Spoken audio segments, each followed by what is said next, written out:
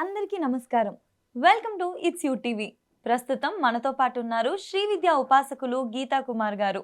అమ్మతో మాట్లాడి మరిన్ని విషయాలు తెలుసుకునే ప్రయత్నం చేద్దాం. అంతకంటే ముందు ఇటువంటి ఆధ్యాత్మికపరమైన వీడియోస్ కోసం ఇప్పుడే మన ఛానల్ని సబ్స్క్రైబ్ చేసుకోండి. నమస్కారం అమ్మ. శ్రీ గురుభ్యో నమః. శ్రీమాత్రే నమః. నమస్తే అమ్మా. అమ్మ, మనకి ప్రతి నెల ఖచ్చితంగా ఒక అమావాస్య వస్తుంది కదా. కానీ ఇప్పుడు మనకి జూలై 14వ తారీఖు నిజ జ్యేష్ఠ అమావాస్య వస్తుంది. ఎందుకు ఈ అమావాస్య అంత ప్రత్యేకమైంది? అంటే అన్నీ వచ్చినప్పటికీ కూడా. ఎందుకు ఈ అమావాస్య అంత ప్రత్యేకమైనది అని అంటే దీన్ని భౌమ అమావాస్య అంటారు. భౌమ అమావాస్య అని పేరు ఎలా వచ్చిందంటే మంగళవారం వచ్చిన అమావాస్యని, అంటే మంగళవారం రోజు వచ్చే అమావాస్యని భౌమ అమావాస్య అని పిలుస్తారనమాట. మంగళవారంతో కూడుకున్న అమావాస్య అని అర్థం దీనికి. ఏదైనా కూడా ఈ మంగళవారము ఆదివారాలు వచ్చే అమావాస్యలకి చాలా పవర్ ఉంటుంది నేచర్లో అని మనం ఎప్పటి నుండో చెప్తూ వస్తున్నాం. ఎందుకు ఈ మంగళవారం కానీ ఆదివారం కానీ వచ్చిన అమావాస్యకి ఇంత పవర్ అని అంటే, ఆదివారం వచ్చేసి మనకి అధిపతి ఎవరు అంటే సూర్య భగవానుడు. సూర్య భగవానుడు యొక్క ఆధీన్యంలో వచ్చే అమావాస్యని ఎక్కువ మనం ప్రత్యేకంగా చూస్తాం. తర్వాత మంగళవారం వచ్చేసి కుజునికి సంబంధించిన అమావాస్య అనమాట. అంటే మంగళవారం రోజు వస్తే కుజగ్రహానికి ఎక్కువ ఆ రోజు శక్తి ఉంటుంది అని చెప్తారు. అందుకని ఈ రెండిటి రోజు వచ్చే అమావాస్యని మనం చాలా చాలా వరకు యూటిలైజ్ చేసుకోవడానికే ట్రై చేస్తాం. అంటే మనం ఉపయోగించుకోవడానికే చూస్తాం అనమాట. ఎవరు కూడా ఈ రెండింటిని మిస్ అవ్వరు, మిస్ కారు చెప్పాలంటే. ఇంపార్టెంట్ కాబట్టి. ఇప్పుడు మంగళవారం మనకు అమావాస్య వచ్చింది. ఏం చేయాలి ఈ అమావాస్య రోజు? ఉంటుంది పూజ. అంటే ఇప్పుడు ఎలా అంటే ఈ మంగళవారం అమావాస్య వచ్చింది కాబట్టి మనం పూజకి ఏది తీసుకుంటాము అని అంటే రాత్రి సమయం తీసుకుంటాం. మనం ఏదైనా కూడా అమావాస్య పౌర్ణమికి ఏం జరుగుతుంది అంటే పూర్తిగా రాత్రి సమయం ఉండాలి. పౌర్ణమి కానీ అమావాస్య కానీ. మామూలుగా వేరే తిథులు ఈ అష్టమి, నవమి, దశమి, ఏకాదశి ఇవన్నీ కూడా సూర్యోదయానికి ఏ తిథి ఉంటే ఆ తిథి. కానీ అమావాస్య సూర్యోదయానికి ఉన్నా కూడా అమావాస్య గడియలు రాత్రంతా ఉండాలని చూసుకుంటాం. పౌర్ణమి కూడా అంతే. సూర్యోదయానికి ఉండడం ఎంత ముఖ్యమో పౌర్ణమి గడియలు రాత్రంతా ఉండడం కూడా అంతే ముఖ్యం. వీటికి నైట్ విశేషంగా మనం ఈ టైంని తీసుకుంటాం, నైట్ టైం. అసలు ఏం చేయాలి, ఎందుకు అమావాస్య అంటే అంత భయము తర్వాత భక్తి రెండు ఉన్నాయి. ఇప్పుడు ఈ అమావాస్య వచ్చినప్పుడు ఏమైపోతుందంటే జనరల్గా ప్రతి ఒక్క మానవుడిలో, అంటే జీవుడిలో ప్రతి ఒక్క మానవుడిలో కొంచెం నెగిటివిటీ అనేది ఉంటుందన్నమాట. నెగిటివ్ ఆరా అనేది ఎక్కువ పనిచేస్తుంది అమావాస్య వచ్చినప్పుడు. ఎందుకు అనంటే మనకి పౌర్ణమి రోజు పూర్తిగా 16 కళలు నిండి ఉంటాయి. ఈ 16 కళలు నిండి ఉన్నప్పుడు ఈ 16 కళల ఎనర్జీ మనకు ఉంటుంది పౌర్ణమి రోజు. అలా అని అందరికీ ఉంటుందనేం లేదు. ఎందుకంటే ఒకవేళ జాతకంలో చంద్రగ్రహ స్థితి బాగలేదు అని అంటే పౌర్ణమి రోజు వాళ్ళు మానసికంగా చాలా ఇబ్బంది పడతారు ఈ పౌర్ణమి తిథి వచ్చినప్పుడు. ఎప్పుడైతే జాతకంలో ఈ చంద్రగ్రహ స్థితి బాగలేనప్పుడు ఈ అమావాస్య వచ్చినప్పుడు కూడా ఇబ్బంది పడతారు. ఈ కళలన్నీ తగ్గిపోయి ఉంటాయి కాబట్టి మనకి 16 కళలు అనేది పూర్ణత్వంగా మనం భావిస్తాం. అమావాస్యకి కళలు ఉండవు, పూర్తిగా శూన్యం, అంటే చీకటి. ఈ అమావాస్య అయిపోయిన తర్వాత మూన్ పెరుగుతూ పోతాడు, పౌర్ణమి వస్తుంది. అందుకే చెప్పాలంటే చాలా వరకు ఏ శుభకార్యాలు చేసినా కూడా అమావాస్య అయిపోయిన తర్వాతే చేయాలి అంటాం మన సైడ్. పౌర్ణమి ముందర చేయాలి ఏది చేసినా కూడా. అమ్మ, నాకు ఇంకొక చిన్న డౌట్. ఇక్కడ అమావాస్య అంటే అమ్మో చాలా భయపడతారు. అమావాస్య రోజు హారర్ మూవీస్ లో కూడా అమావాస్య అనే పెడతారు. నార్త్ ఫ్రెండ్స్ ఎవరైతే ఉంటారో మన మార్వడి ఫ్రెండ్స్ కానీ వాళ్ళు కానీ అమావాస్య రోజు లక్ష్మీ దేవత పూజలు చేస్తూ ఉంటారంట. ఎందుకు అలాగా డిఫరెన్స్ వచ్చింది అంటే అదేమా ఇక్కడ మన సైడ్ ఏమైపోయిందంటే ఆదివారం అమావాస్య అర్ధరాత్రి అని సినిమాలు ఎక్కువ తీయడంతో హర్రర్ మూవీస్ అని ఎక్కువ తీయడంతో ఏదో అమావాస్య అంటే నెగిటివ్ అనే ధోరణికి వచ్చేసారు. ఇంకొకటి ఏమైపోయింది అని అంటే మన సైడ్ ఈ అమావాస్య తిథి రోజు ఎక్కడికి వెళ్ళకూడదు, పొలిమేరలు దాటకూడదు. ఎందుకు దాటకూడదు అని చెప్పారు అని అంటే ఆ రోజు నేచర్లో ఈ పాజిటివ్ పవర్, పాజిటివ్ శక్తి అనేది వీక్గా ఉంటుంది అని చెప్పేసి పొలిమేరలు దాటకూడదు అని చెప్పడం జరిగింది. ఇప్పుడు మీరన్నట్టుగా అమావాస్య అంటే భయపడ్డాము అని అంటే నేను చెప్పాను కదా, ఈ జాతకంలో చంద్రుడు వచ్చేసి మనస్కారకుడు. ఈ చంద్రగ్రహ స్థితి బాగలేనప్పుడు ఇలాంటి వ్యక్తులు కొంచెం వేరే రకంగా బిహేవ్ చేయడం అనేది జరుగుతుంది. మానసికంగా వాళ్ళు కొంచెం దెబ్బతిని వీక్ ఉంటారు. అయిపోయారు. మానసికంగా వీక్‌గా ఉంటారు. ఈ మానసికంగా వీక్‌గా ఉన్న వాళ్ళు ఈ అమావాస్య, పౌర్ణమి తిథిలో కొంచెం వింత వింతగా ప్రవర్తిస్తుంటారు. మనమేమంటాం అది గాలి సోకింది, ధూళి సోకింది, గ్రహ సోకింది ఇలా అంటాం. హ్మ్. ఇంకొక విషయం ఏంటంటే ఈ అమావాస్యకి ఎందుకు బయటికెళ్ళొద్దు అంటారంటే ఎవరైనా ఇట్లా ప్రయోగాలు చేసేటోళ్ళు ఈ చేతబడులు ఇవన్నీ మనం చూస్తుంటాం గదా!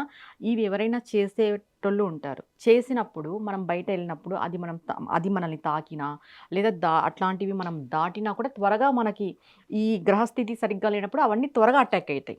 ఓకే. ఓకే. అందుకే ప్రతి ఒక్కరు కూడా వ్యక్తిగత జాతకం ఎందుకు చూయించుకోండి అని చెప్తారు అనంటే, మన వ్యక్తిగత జాతకంలో ఏ టైం మనకి నడుస్తుందనే విషయం మనకు తెలుస్తుంది. హ్మ్. ఆ తెలిసినప్పుడు మనం జాగ్రత్తగా ఉంటాం. ఎప్పుడైతే మన జాతకంలో అన్ని గ్రహాలు వీక్‌గా ఉంటాయో, దారిన పోయే గ్రహశక్తి, దుష్టశక్తి అన్ని ప్రయోగాలు మన పైన వచ్చి వాళ్తాయి. ఓకే. ఓకే. ఆ! చాలా వరకు ఇదే జరుగుతుంది. కానీ మనమేమనుకుంటాం ఎవరో ఏదో చేసేసారు అనుకుంటాం. అది జస్ట్ నువ్వు అక్కడ దిష్టి తీసేసి పాడేసింది నీ జాతకం వీక్‌గా ఉన్నప్పుడు హ్మ్. నువ్వు అటు వెళ్ళినప్పుడు అది ఆటోమేటిక్‌గా నీకు సోకుతుంది. ఓకే. ఆ! మనిషి అనేది స్ట్రాంగ్‌గా ఉండాలి. మన జాతకంలో గ్రహాలు అనేటివి స్ట్రాంగ్ మనం చేసుకోవాలి. హ్మ్. హ్మ్. ఇది ఎలా చేసుకుంటాము అంటే కేవలం పూజల ద్వారా ఆధ్యాత్మిక మార్గం ద్వారానే జరుగుతుంది. ఓకే. ఇంక మీరన్నట్టుగా ఇప్పుడు అమావాస్య టాపిక్‌కి వస్తే, హ్మ్. ఇప్పుడు అమావాస్య అనేది మనము 2గా విభజిస్తామనమాట. హ్మ్. ఉదయకాలం ఒకటి, సాయంత్రం కాలం ఒకటిగా చెప్తాం. ఓకే. ఉదయకాలం అంతా పితృదేవతలకి చేస్తాం. హ్మ్. సాయంత్రకాలం అంతా దేవతా ఆరాధన చేస్తాం. హ్మ్. ఇప్పుడు మనం దేవతా ఆరాధనే చూద్దాం. హ్మ్. హ్మ్. ఇప్పుడు నైట్ టైము మీరన్నట్టుగా ఇప్పుడు నార్త్ ఇండియన్స్ లక్ష్మీదేవికి చేస్తారు అంటే ప్రతి ఒక్క నార్త్ ఇండియన్, ప్రతి ఒక్క మార్వాడి లక్ష్మీ పూజ అమావాస్య రోజే చేస్తారు. అవునవును. అది కూడా వాళ్ళు పూర్తిగా కొంచెం చీకటి పడిన తర్వాత చేస్తారు. హ్మ్. 9, 10 అబోవ్ చేస్తారు పూజ. హ్మ్.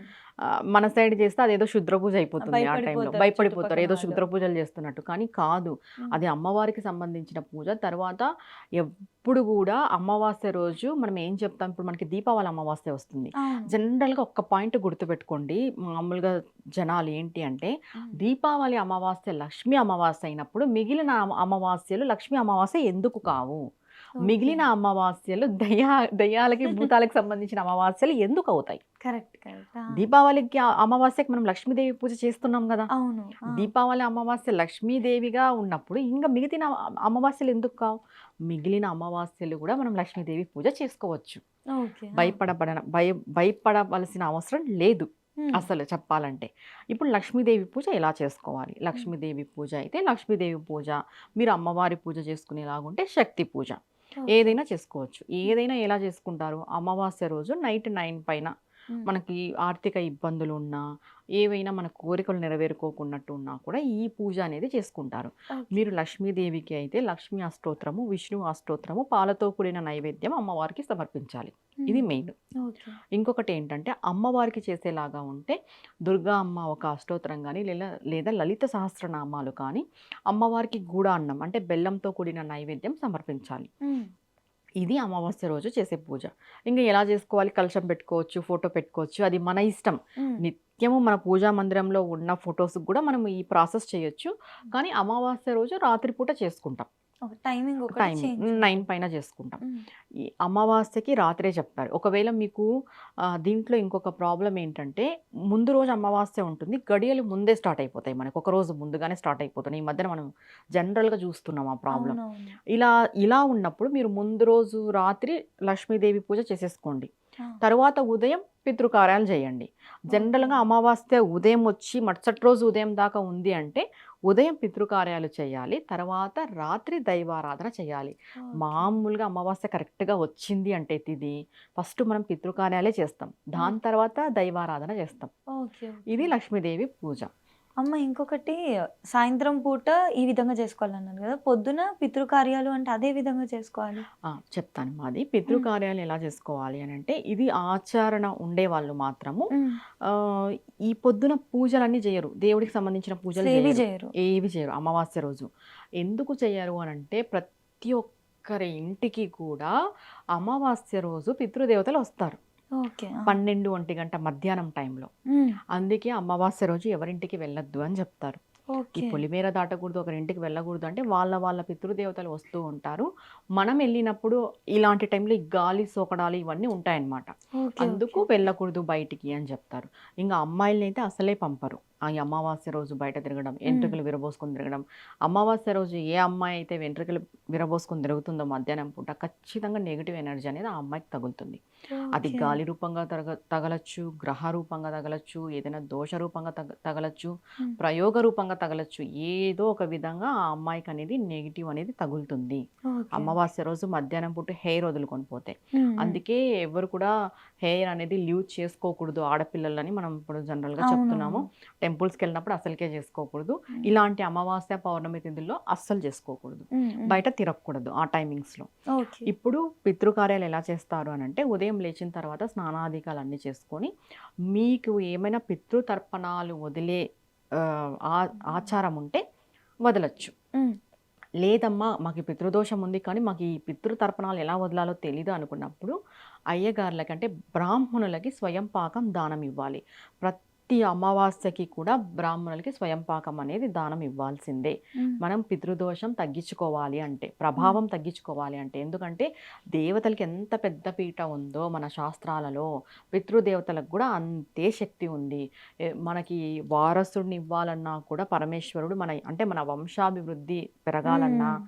మన ఇంటికి వారసులు రావాలన్నా కూడా పరమేశ్వరుడు పితృదేవతల్ని పర్మిషన్ అడుగుతాడంట. హ్మ్. నీ ఇంటికి వంశాభివృద్ధిని ఇవ్వాలా, నీకు వారసుడిని ఇవ్వాలా అని.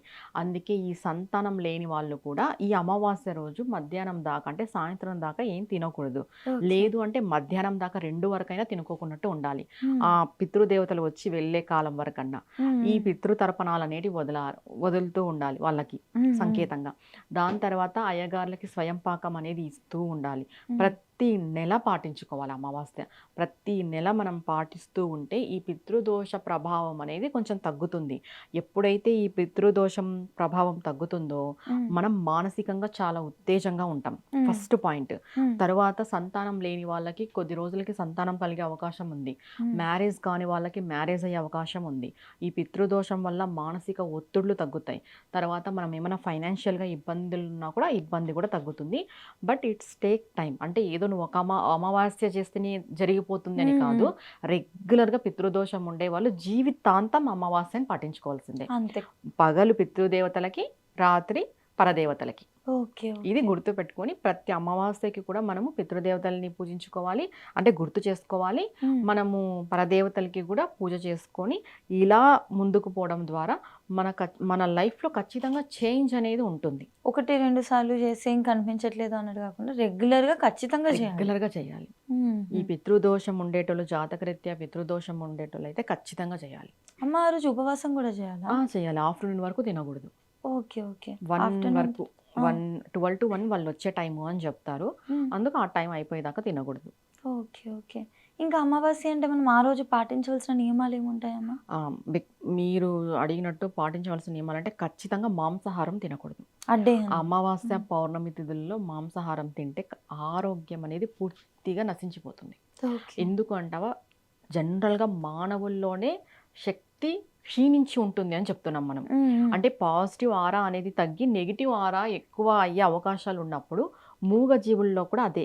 ప్రతి ప్రాణి కూడా అమావాస్య, పౌర్ణమికి ఆ పాజిటివ్ ఆరా తగ్గి ఉంటుంది. తర్వాత ఈ అమావాస్య, పౌర్ణాలకి మనం నాన్ వెజ్ తినడం ద్వారా హెల్త్ ఇష్యూస్, ఈ స్టమక్ రిలేటెడ్ ఇష్యూస్, హ్మ్. హ్మ్. తర్వాత ఈ అన్‌డైజెషన్ ప్రాబ్లమ్స్ ఇవన్నీ ఖచ్చితంగా తలెత్తుతాయి. Blood okay. ఇన్ఫెక్షన్స్ మనకు తెలీదు. ఏదో ఒక అమావాస్యకి, పౌర్ణమికి తింటే జరుగుతుందని కాదు. ఈ తిన్నది ఏదో ఒక టైంలో మనకి చూపిస్తుంది. ఓకే. అందుకే ఓకే. జనరల్‌గా ఈ మాంసాహారం తినేవాళ్ళు ఈ డేస్‌లో అన్నా తినకోకున్నట్టు ఉండండి అని చెప్తామనమాట. ఓకే. ఓకే. ఈ ఉపవాసం కూడా లైట్ ఫుడ్ తినడమే బెటర్ లైట్ అన్న ఫుడ్ ఇది. తినాలి. ఇంకోటి బ్రహ్మచర్యం అనేది ఖచ్చితంగా పాటించాలి. హ్మ్. ఇది అమావాస్యకే కాదు పౌర్ణమికి కూడా వర్తిస్తుంది. అమావాస్య, పౌర్ణాలకి మాంసాహారం తినకూడదు. బ్రహ్మచర్యము పాటించాలి. ఎందుకు హ్మ్. బ్రహ్మచర్యం పాటించాలి అనంటే, నువ్వు ఉదయం పితృదేవతల్ని తలుచుకున్నప్పుడు నీకొక బాధ అనేది కలగాలి. అంటే మీ అమ్మనో, మీ నాన్ననో, మీ తాతనో నువ్వు తలుచుకొని చేస్తున్నావు. హ్మ్. అలాంటి టైంలో నువ్వు ఈ సంగమించే అంత మైండ్ సెట్‌లో నువ్వు ఉండకూడదు. హ్మ్. అందుకు మెయిన్గా వాళ్ళకి మనం మర్యాదపూర్వకంగా మనం మర్యాద ఇవ్వాలి కాబట్టి బ్రహ్మచర్యం పాటించాలి. మరి నువ్వు నైట్ దేవత ఆరాధన చేస్తావు, దానికోసం కూడా నువ్వు బ్రహ్మచర్యం అనేది పాటించాల్సి ఉంటుంది, పాటించాలి కూడా. ఓకే. ఓకే. ఇంకా అమావాస్య రోజు ముఖ్యంగా ఆడపిల్లలు బయట తిరగకూడదు. తిరగకూడదు, జుట్టు విరబోసుకోకూడదు. అస్సలు విరబోసుకోకూడదు. తిరిగినా జుట్టు విరబోసుకొని అస్సలు తిరగకూడదు. ఓకే. ఓకే. వెళ్ళకుండా ఉండడం బెటర్ ఇంకా మంచిది. ఆ రోజు. ఉమ్. ఓకే. మరి చక్కగా అమావాస్య రోజు అందరూ కూడా పితృకార్యాలు కూడా చేసుకుంటూ, సాయంత్రం మీరు రాత్రి చెప్పిన విధంగా లక్ష్మీ అమ్మవారిని ఆరాధించుకుంటే కూడా వాళ్ళకున్న ఆర్థిక సమస్యలు తొలగిపోతాయి, దోషాలున్నా పోతాయి. చక్కగా వాళ్ళు అనుకున్నవన్నీ కూడా జరుగుతాయి అయితే. ఖచ్చితంగా అమ్మ. చాలా చక్కగా వివరించారు. ధన్యవాదాలమ్మ. నమస్తే అమ్మా.